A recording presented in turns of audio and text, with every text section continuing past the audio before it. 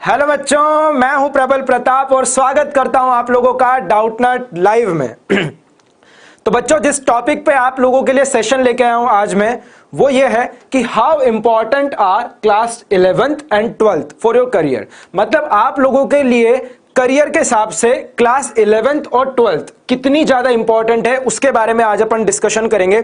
मतलब वैसे सब लोग बोलते रहते हैं कि यार 11वीं 12वीं में पढ़ लो। मतलब अधिकतर लोग यही कहते हैं कि 12वीं बोर्ड है, 12वीं के ऊपर बहुत ज्यादा ध्यान दिया जाता है कि 12th क्लास बहुत इंपॉर्टेंट है, और 11th क्लास को लोग ना ऐसे मिस कर जाते हैं कि चलो ठीक है ना, तो बोर्ड है ना कुछ है, ऐसे ही निकल जाती है। लेकिन ये बिल्कुल गलत है। तो आज की क्लास में आज के सेशन में अपन लोग ये डिस्कस करेंगे कि ये आप लोगों के करियर में, मतलब लॉन्ग टर्म, सिर्फ शॉर्ट टर्म करियर की बात नहीं कर रहा हूं मैं कि भाई ठीक है अच्छे कॉलेज में एडमिशन मिल गया।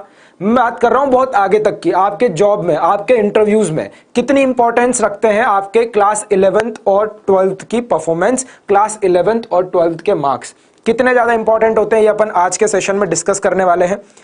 भाई अगर बात करूं क्लास 11th एंड 12th की, तो अगर मतलब तुम कोई सी भी स्ट्रीम चूज करो, मतलब डजंट मैटर तुम कौन सी स्ट्रीम चूज कर रहे हो, स्ट्रीम तुम कोई सी भी रख लो, चाहे तुम साइंस ले लो, ठीक है, चाहे तुम साइंस की बात कर लो। चलो ठीक है, let me change the colour of the pen, it won't be visible, ठीक है।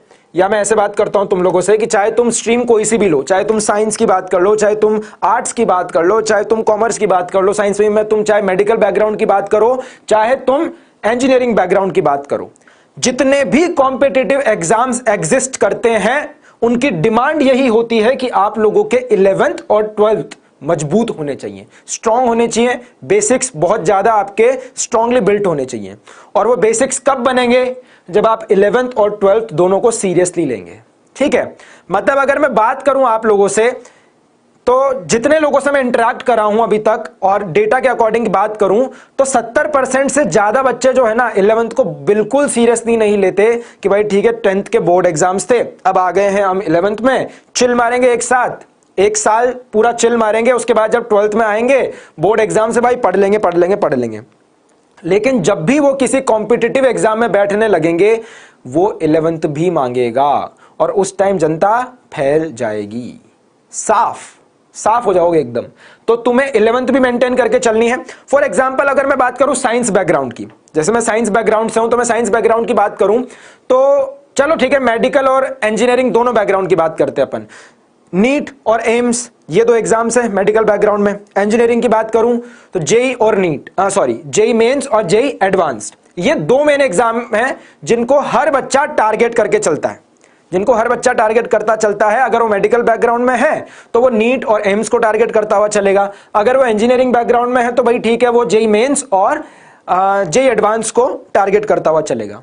इनके स्टेट्स पता है तुम लोगों को? इनके स्टेट्स ये बोलते हैं भैया 15 लाख बच्चे बैठते हैं और सेलेक्ट पता है कितने होते हैं जो अच्छे कॉलेज में जा पाते हैं?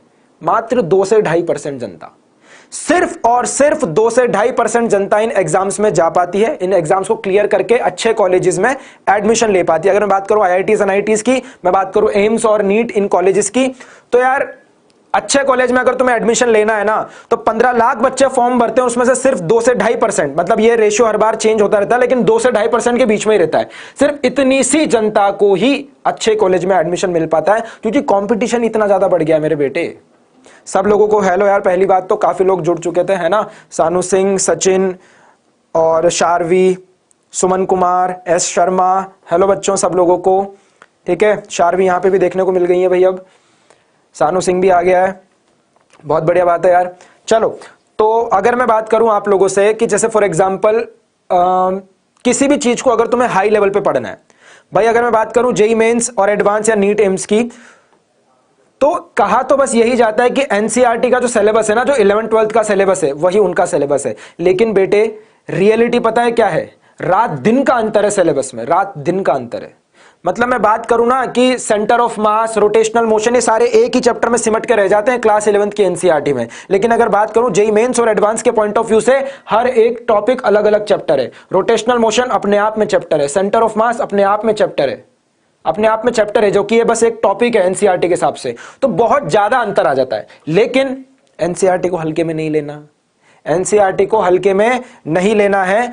इस तरीके से बात समझना कि अगर तुम्हें कोई बहुत बड़ा बंगला बनाना है ना यार, अगर तुम्हें बहुत बड़ी कोई बिल्डिंग खड़ी करनी है, तो उस बिल्डिंग को खड़ी करने के लिए सबसे ज्यादा जरूरी क्या है कि उस बिल्डिंग की नींव मजबूत हो। उस बिल्डिंग की जो नींव भरी जाए ना वो बहुत ज्यादा मजबूत हो। अगर तुम लोगों ने नींव तो मजबूत नहीं रखी, ऊपर खड़ी तो कर दी तुमने मल्टी स्टोरी बिल्डिंग, जिस दिन थोड़ी तेज आंधी तूफान आ जाएगा ना सुलट जाएगी भाई, ढह जाएगी। तो वो यहां पे ये नींव कौन भरेगा? NCERT level. एनसीईआरटी तक के लेवल में तुम्हें वो चीज दे रखी है जो तुम्हारे बेसिक्स को बहुत ज्यादा स्ट्रांग कर सकती है, बहुत अच्छे लेवल तक कर सकती है। और आगे के लेवल की जब तुम पढ़ाई करोगे इन कॉम्पिटिटिव एग्जाम्स के लिए, जब पढ़ाई करोगे तुम लोग, मतलब जो भी कॉम्पिटिटिव एग्जाम्स है, जिस भी स्ट्रीम की तुम बात कर लो, इन कॉम्पिटिटिव एग्जाम्स के लिए जब तुम पढ़ाई करोगे तो तुम्हारे बेसिक्स मजबूत होने जरूरी हैं, तभी तुम अच्छा सा बिल्डिंग खड़ी कर सकते हो, अच्छा सा बंगला खड़ा कर सकते हो। नहीं तो तुम खड़ा तो करने चले जाओगे बंगला, तुम कर रहे हो भैया जेई की तैयारी, लेकिन अगर बेसिक्स ढीले है ना, अगर बेसिक्स ढीले हैं, साफ हो जाओगे भाई एकदम। ठीक है, तो इन चीजों का ध्यान रखना है तुम्हें। 11th और 12th ना यार अपने आप में बहुत ज्यादा जरूरी है। अगर मैं बात करूं तुम लोगों से कि चलो ठीक है तुम लोगों ने बहुत अच्छे कॉलेज में एडमिशन ले भी लिया, चलो ले लिया, उसके बाद भी अगर तुम्हारे 11th और 12th के मार्क्स अच्छे नहीं है, not 11th and 12th, 10th and 12th, अगर 10th और 12th के मार्क्स अच्छे नहीं है ना, जब तुम लोग जॉब का इंटरव्यू देने जाओगे, जब तुम अपना रिज्यूमे बनाओगे, अपना बायोडेटा बनाओगे, उसमें भी तुम्हें कट ऑफ होती है। काफी कंपनीज होती हैं, जो प्राइवेट कंपनीज जब हायर करने आती है तो काफी कंपनीज ऐसी होती हैं जो कि कट ऑफ देती है कि भैया 12th के अंदर इतने मार्क्स होने चाहिए तो ये आगे जाएगा, 10th के अंदर इतने मार्क्स होने चाहिए तो ये आगे जाएगा। तो इस तरीके के काफी ज्यादा रेस्ट्रिक्शंस होते हैं। तुम चाहे इन फ्यूचर जाके कितनी ही मेहनत कर लो, कितने ही इंटेलिजेंट हो जाओ, कितने ही अच्छे टॉपर बन जाओ, लेकिन अगर बेटे 11वीं 12वीं में ढीले रह गए और 10वीं के नंबर और 12वीं के नंबर अगर तुम्हारे कम रह गए, तो कहीं ना कहीं तो आके ये चीजें दर्द जरूर देंगी, कहीं ना कहीं तो चीजें आके दर्द देंगी। जो चीजें बोली जाती है ना, बहुत से लोग बोल देते हैं अरे यार ये सीख रहे हैं, हम इंटीग्रेशन सीख रहे हैं, हम ये रोटेशनल मोशन सीख रहे हैं, कहां काम आ रहा है यार ये हमारी लाइफ में। वो भले ऐसे प्रैक्टिकली काम ना आ रहा हो, लेकिन नंबर तो जरूर काम आएंगे, नंबर तो जरूर काम आएंगे भाई। तो नंबरों के लिए ही पढ़ लेना, क्योंकि आगे तुम अगर अच्छे से जॉब भी क्रैक करना चाहोगे ना, तो तुम्हें 11th 12th अपने 10th के तुम्हारा बैकग्राउंड देखा जाएगा कि तुमने क्या किया था। ठीक है, और 11th को लोग हल्के में इसलिए ले लेते हैं क्योंकि यार ठीक है 11th के मार्क्स कोई पूछता नहीं है, नहीं पूछता, मान ली बात, लेकिन जब तुम जेई का पेपर देने जाओगे, जब तुम नीट का पेपर देने जाओगे, जब एम्स का पेपर देने जाओगे, जब जेई एडवांस का पेपर देने जाओगे, और अगर तुम्हारी 11वीं हिली हुई है तो तुम पेपर को फोड़ के नहीं आ सकते, ये बात भी पक्की है। तुम पेपर को फोड़ के नहीं आ सकते, फिर इतनी बात भी पक्की है। इन जनरल जो अच्छी कोचिंग्स होती है उनमें पता है क्या किया जाता है कि 11th तक तो सेशन, मतलब 11th क्लास में जब बच्चा पढ़ रहा है 11th उसकी खत्म हो गई, ठीक है। जब 12th क्लास में वो पढ़ रहा होता है ना, तब भी जब उनके वीकली टेस्ट या मंथली टेस्ट होते हैं तो पता है क्या होता है, 11th का भी एक पोर्शन उनके 12th क्लास के टेस्ट में भी दिया जाता है, ताकि वो बच्चा रेगुलरली उसको पढ़ता रहे। अब जनरली जनता क्या करती है, क्लास 11th को हल्के में ले लेती है, पहुंच जाती है 12वीं कक्षा में, पहुंच जाते हैं 12th क्लास में, और 12th क्लास में पहुंचने के बाद उनको 12th हैंडल करने का बहुत ज्यादा प्रेशर होता है, क्योंकि 12th अपने आप में बोर्ड है।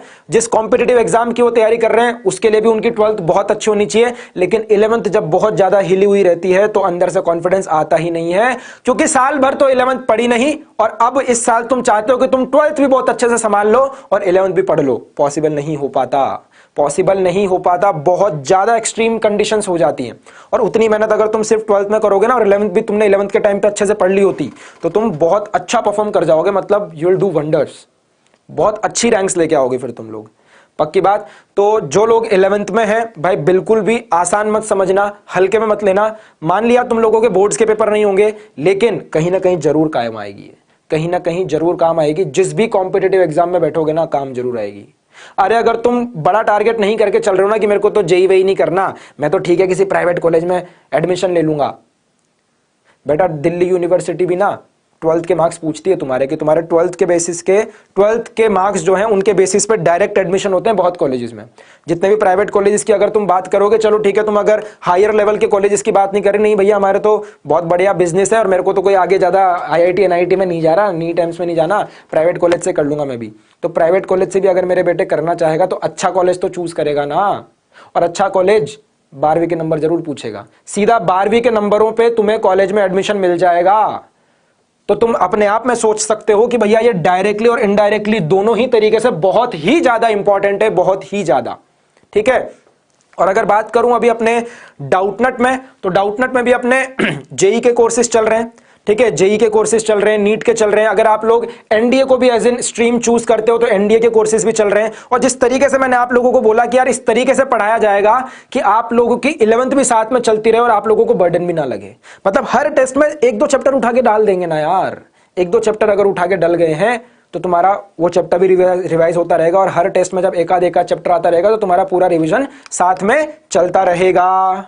पक्की बात। तो तुम चाहो तो डाउटनेट के कोर्सेज को भी ज्वाइन कर सकते हो, इतने सारे वीआईपी कोर्सेज चल रहे हैं यहाँ पे भी, जेई के लिए, नीट के लिए, एनडीए के लिए भी चल रहे हैं, है ना।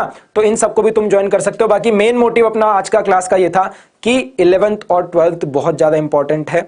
उसमें से भी अधिकतर बच्चों को ये तो पता होता है कि हाँ 12th बहुत ज्यादा इंपॉर्टेंट है, लेकिन 11th को अधिकतर जनता हल्के में लेती है और फैल जाती है बाद में जाके।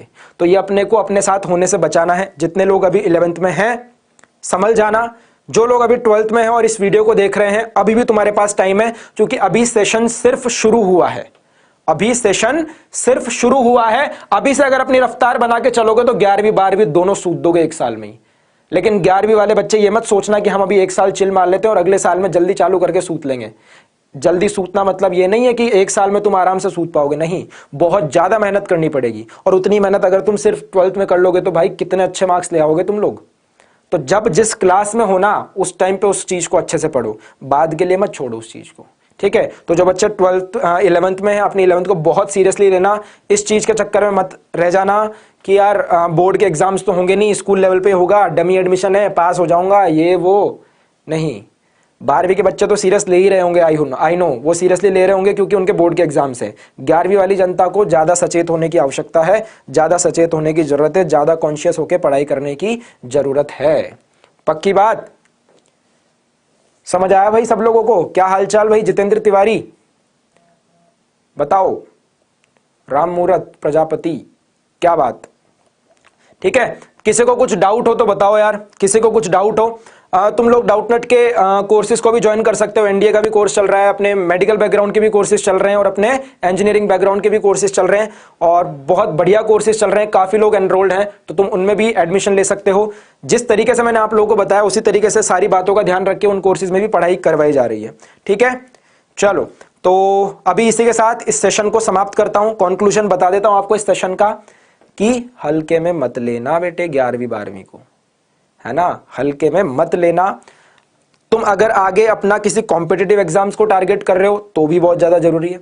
अगर टारगेट नहीं करके तुम नॉर्मल भी किसी कॉलेज में एडमिशन लेना चाह रहे हो तो डायरेक्ट एडमिशन मिलता है आप लोगों को आपके 12th के मार्क्स के बेसिस पे, तो इस हिसाब से भी वो जरूरी है।